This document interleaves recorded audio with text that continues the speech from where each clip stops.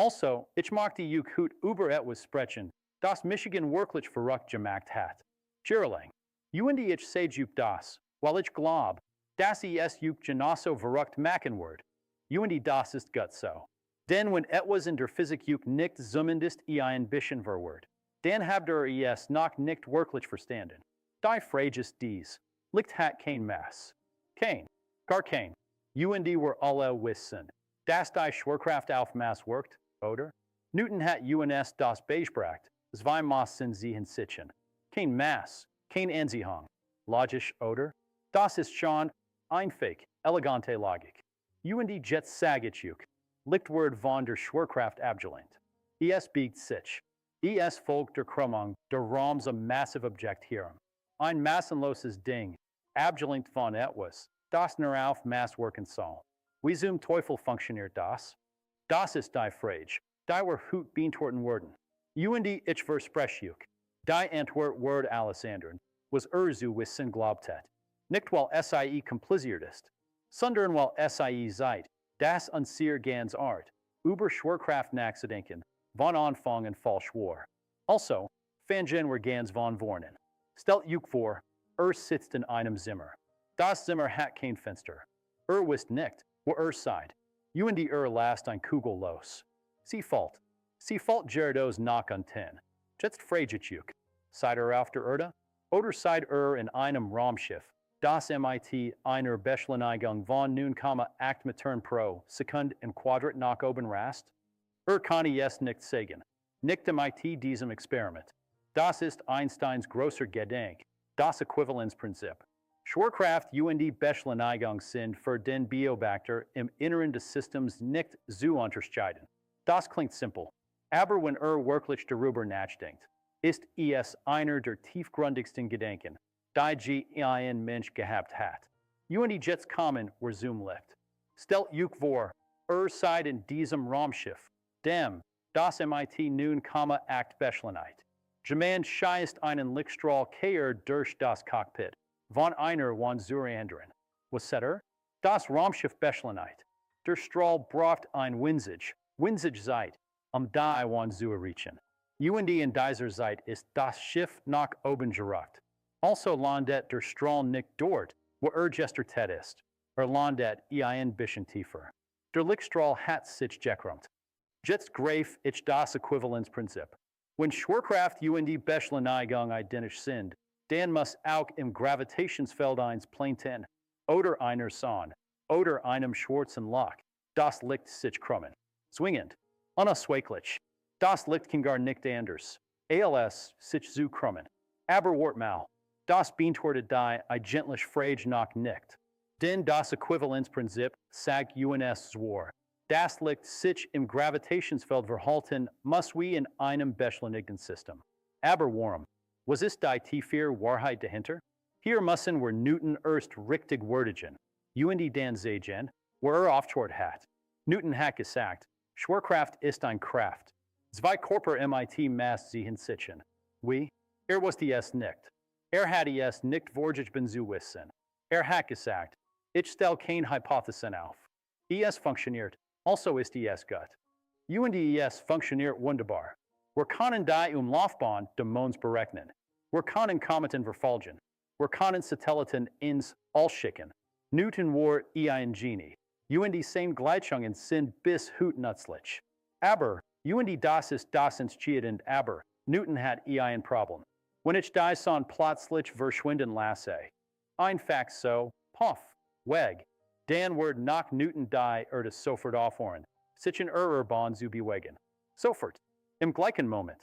Wie aber was die Erde, das die Sonne weg ist? Diese Information muss sich unendlich schnell durch den Raum ausbreiten. Schneller als Licht. Und das, mein Freund, kann nicht sein. Einstein hat das gewusst. Und hat eine neue Frage gestellt. Nicht, was ist die Gleichung der Schwerkraft, sondern, was ist Schwerkraft überhaupt? Und die Antwort, zu der gelangt ist so radikal, dass selbst heute noch will es nicht wirklich glauben wollen. Schwerkraft ist keine Kraft. Schwerkraft ist Geometrie. Schwerkraft ist die Krümmung der Raumzeit selbst. Ich weiß, Das klingt wie philosophisches Geschwatz. Also last Michigan es Concorder Machen. Stellt juk vor, spant ein grosses Touch aus, wie ein Gummimat. Jetzt legt ein schwer Bowlingkugel in die Mitte. Das Touch biegt sich, nicht wahr? Es wollt sich nach an 10. Jetzt rollt ein klein Murmel über das Touch. Was passiert? Die Murmel folgt der Wohlbahn. Sie dreht sich die Bowlingkugel. Es sieht aus. Als Word SIE von der Kugel in Gesigen. Aber SIE Word nicht Gesigen. Sie folgt einfach der Geometrie des Touches. Das ist im Wesentlichen das, was im Universum passiert. Nur ist das Touch kein Flash, sondern die vierdimensional Raumzeit. Und die massive Objekt, Stone, Planeten, Schwarzlocher, krummen dies Raumzeit sich herum. Und ihr Objekt folgen den einfach dem Kursessen Weg durch dies G-Krum Raumzeit. Wir nennen diesen Kursessen Weg ein Geodate. Und die hier ist der Schlüssel. Jeds Objekt folgt einer Geodate. Und Ausnahme, ein Kannenenkugel folgt einer Geodate. Ein Planet folgt einer Geodate. Und die Licht? Licht folgt auch einer Geodate. Es spielt keine Rolle, ob etwas Mass hat oder nicht. In der allgemeinen Relativitätstheorie ist Schwerkraft nicht eine Kraft, die auf Mass wirkt. Sie ist die Geometrie des Raums, durch den sich alles bewegt. Das ist der Grund, warum Licht sich biegt. Nicht weil es Mass hat, nicht weil eine Kraft auf es wirkt, sondern weil der Raum selbst, durch den es reist, gekrümmt ist. Es folgt dem geraden Weg. Und der gerade Weg ist in der Nähe einer Sonne eben kein gerade mehr, sondern ein Kurve. Aber jetzt kommt die experimentelle Sicht. Denn in der Physik sollt nicht die Schontheorie. In der Physik sollt das, was die Natur uns sagt, wenn wir SIE fragen. Es ist das Jahr 1919. Es ist der 29. Mai. Es gibt ein total Sonnenfinsternis. Der britische Astronom Arthur Stanley Eddington bricht auf. Eine Expedition nach Principe, einer kleinen Insel vor der Westküste Afrikas. Und die Zweitsteam nach Sobral in Brasilien. Der Plan, Stone fotografieren, die normalerweise hinter der Sonne stehen, die wir also tagsüber nicht sehen können. Während der Sonnenfinsternis, wenn der Mond die Sonne bedeckt, wurden die Stonekurs sichtbar. Und wenn Einsteins Theorie stimmt, müssen SIE sich in leicht verschobenen Positionen sehen. Weil Lichtem die Sonne hierum Jebigen wird auf dem Weg zu uns Newton hat auch eine Ablenkung vorhergesagt. Wenn man annimmt, dass ein Lichtelchen ein arteffektiv Mass hat, dann wird Newtons Theorie eine Ablenkung von 0,87 Bogensekunden vorhersagen. Einstein sagt, nein, doppelt so viel, 1,74 Bogensekunden. Das Ergebnis von Eddington, 1,8 Bogensekunden. Einsteins Wort, nicht Newtons.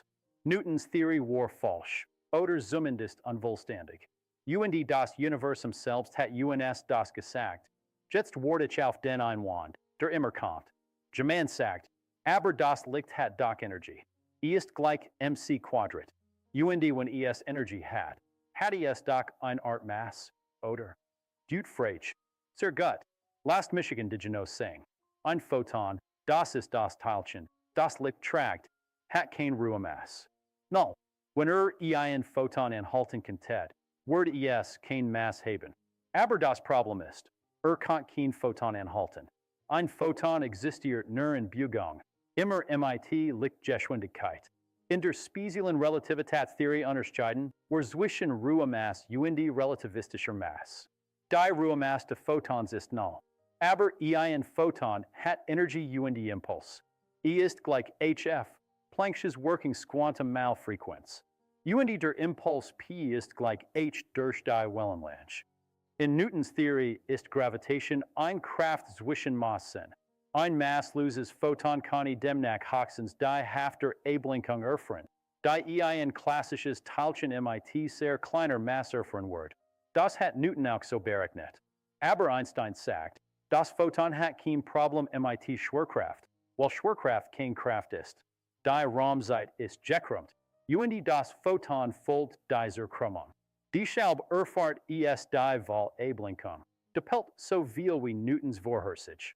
Das ist der eigentliche Inhalt dieser Theorie. Und ist folgenschwer. Die Gesamtstruktur von Einsteins allgemeiner Relativitätstheorie sagt, es kommt nicht auf die Massen. Es kommt auf die Energieimpulseigenschaft der Objekten. Alles, was Energie oder Impuls hat, wird von der Krümmung der Raumzeit beeinflusst. Die umgekehrt. Alles, was Energie oder Impuls hat, krümmt selbst die Raumzeit sich herum. Licht, das kein Ruhemaß hat, krümmt die Raumzeit trotzdem ein bisschen. Sehr wenig unter normalen Umständen. Aber bei extremen Bedingungen, nahe einem schwarzen Loch, ist der Einfluss des Lichts selbst auf die Geometrie messbar. Das ist einer der Punkte, an denen unsere Theorien noch aufgrenzen stoßen. Aber das ist ein anderes Gespräch. Jetzt möchte ich mit euch über etwas sprechen, das ich wirklich faszinierend finde, gravitational Linsen.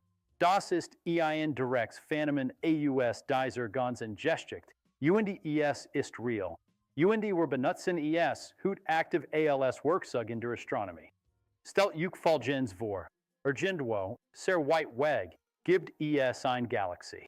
Zwischen uns und dieser Galaxie befindet sich ein massives Objekt, ein Galaxienhaufen, zum Beispiel. Dieser Galaxienhaufen ist so massreich, dass die Raumzeit enorm krümmt. Das Licht der dahinterliegenden Galaxie reist zu uns kommt von links und von rechts den Haufen herum. Es wird gebigen. Wenn wir hier auf der Erde schauen, sehen wir nicht eine Galaxie. Wir sehen mehrere Bilder der selben Galaxie, verteilt das massive Objekt herum. In einem perfekten Fall sehen wir einen Ring, einen sogenannten Einstein-Ring. Das sind kein Phantom. Das ist echtes Licht von einer echten Galaxie, gebigen durch die Krümmung der Raums. Das Hubble-Weltraumteleskop hat 100 solcher Phänomene fotografiert.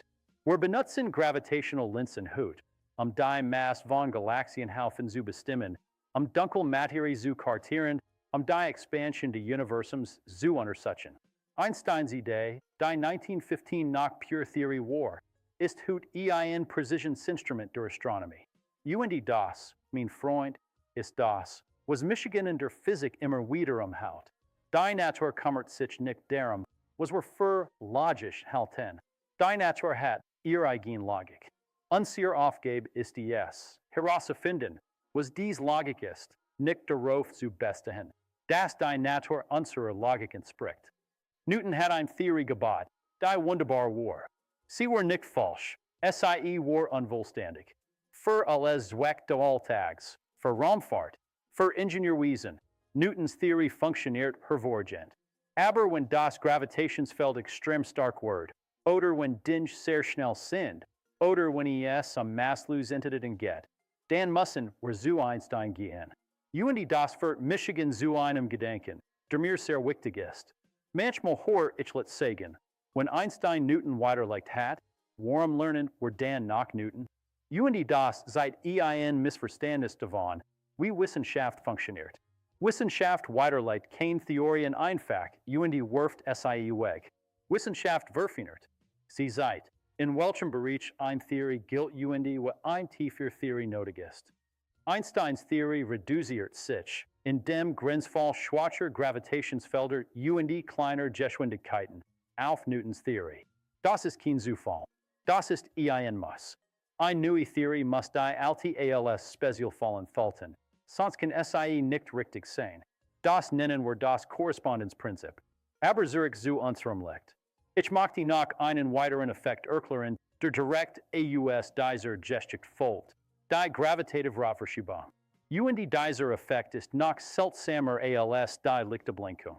Stellt euch ein Photon vor, das von der Oberfläche eines masserischen Sterns aufsteht. Es kämpft sich nach oben durch das Gravitationsfeld. Aber es hat kein Mass. Also verlangsamt es sich nicht. Ein Photon bewegt sich immer mit Lichtgeschwindigkeit. Das ist fundamental. Das ist nicht verhandelbar. Also was passiert dann? Was passiert ist folgendes. Das Photon verliert Energie. Wenn ein Photon Energie verliert, ändert sich seine Frequenz. Niedriger Energie bedeutet niedriger Frequenz. Niedriger Frequenz bedeutet eine Verschiebung zum roten Ende des Spektrums. Deswegen heißt es Radverschiebung.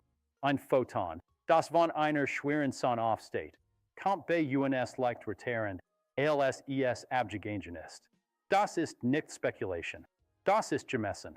Hier auf der Erde, im Labor, hat Robert 1959 Pound, zusammen MIT Glenn Rebke, die gravitative Rotverschiebung in einem 9 Meter hohen Turm gemessen. 9 Meter. Und die SIE haben den Effekt gefunden. Der Unterschied im Gravitationspotential zwischen dem Boden und der Decke eines Gebäudes ist so winzig, aber MIT Maßbauerspektroskopie war es möglich, diesen unglaublich kleinen Unterschied zu messen. Das ist Physik, die Michigan immer wieder erschüttert. Die Schwerkraft der Erde in einem 9 Meter hohen Turm, während die Energie von Gemastralen messbar. Das Universum ist so präzise, so consistent, so radical anders als unsere Intuition. Und doch so perfekt überprüfbar. Jetzt kommt der Teil, der wirklich die Logik erschüttert, wie im Titel versprochen. Ich habe gesagt, Licht ignoriert die Schwerkraft, weil es kein Mass hat. Und dann habe ich gesagt, Licht gehorcht der Schwerkraft, weil es der Krümmung der Raumzeit folgt. Beta ist wahr. Und der Widerspruch ist nur ein Scheinbar. Der Widerspruch lässt sich auf, wenn wir begreifen, dass wir die falsche Frage stellen. Die Frage, warum wirkt Schwerkraft auf Licht, setzt voraus, dass Schwerkraft eine Kraft ist, die auf Dinge wirkt. Aber das ist Newtons Bild. In Einsteins Bild gibt es keine Kraft. Es gibt eine Geometrie. Und in einer Geometrie folgt alles, ob massiv oder masslos. Dem kurzen Weg durch diese Geometrie. Das ist so, als werdet fragen, warum dreht sich ein Flugzeug, das auf dem Weg von New York nach London fliegt, nach Norden ab? Weil die Erde eine Kugel ist. Das Flugzeug folgt dem kurzen Weg auf einer gekrümmten Oberfläche. Und dieser kurze Weg krümmt sich nach Norden, obwohl das Flugzeug immer geradeaus fliegt, relativ zur Oberfläche. Die Geometrie der Erde zwingt die Kurve. Genauso zwingt die Geometrie der Raumzeit das Licht in ein Kurve. Also, Licht ignoriert Schwerkraft als Kraft. Und es gehorcht Schwerkraft als Geometrie. Das ist kein Widerspruch. Das ist eine tiefe Wahrheit über die Natur der Dinge. Ich möchte noch einen Moment bei einem Aspekt verweilen, der philosophisch tief ist. Was bedeutet es, dass Schwerkraft Geometrie ist? Es bedeutet, dass das Universum eine Struktur hat. Es bedeutet, dass Raum und die Zeit kein neutral Bühne sind, auf der die Physik stattfindet. Sie sind selbst Teil des Dramas. Sie wollen sich, SIE krümmen sich, SIE reagieren auf das, was ein Innen ist.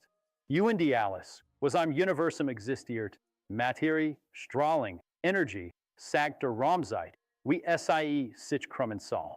Und die gekrümmt Raumzeit sagt dem Rest, wie sich bewegen soll. Das ist der Satz, den vielleicht schon mal gehört habt. Space-time tells matter how to move. Matter tells space-time how to curve. Das ist John Archibald Wheeler, Einsteins Schüler und großer Pädagogie. Und dieser Satz fasst die gesamte allgemeine Relativitätstheorie in einem Satz zusammen. Das Licht hat kein Mass. Es spürt keine Kraft. Aber es existiert im Universum. Und dieses Universum hat eine Geometrie. Und so folgt das Licht dieser Geometrie. Nicht weil es muss, im Sinn einer Kraft, die es zwingt, sondern weil es keinen anderen Weg gibt. Die Geodate ist der Weg. Und das Licht nimmt in. Ich möchte MIT einem Gedenken verlassen, der mir persönlich sehr wichtig ist. Physik ist nicht eine Sammlung von Formeln, die man auswendig lernt. Physik ist eine Art, die Welt zu sehen.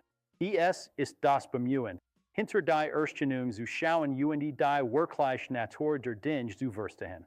Newton hat geschaut und eine Kraft gesehen. Einstein hat noch einmal geschaut. Genauer, tiefer, kritischer. Und eine Geometrie gesehen. Und das hat alles verändert. Nicht nur die Gleichungen. Das ganze Weltbild. Und ich sage wir sind noch nicht fertig. Einsteins Theorie ist grandios. Sie ist eine der schönsten intellektuellen Errungenschaften der Menschheit. Aber SIE harmoniert nicht MIT der Quantenmechanik. Irgendwo, bei extremen Energien, bei den ersten Momenten des Universums, im inneren Schwarzer Locher, bricht Einsteins Theorie zusammen. Und ein tiefer Theorie wartet darauf, gefunden zu werden. Vielleicht ist Schwerkraft am Ende doch eine Quantentheorie. Vielleicht sind Raumzeit und die Geometrie am Ende emergent Phänomen aus einer tiefen Struktur. Vielleicht wird jemand von euch, ein dieser Personen, die das hier gerät schaut, durchschnittlich sein, der dies Frage beantwortet. Das war schon. Das war wirklich schon. Danke fürs Zuhören.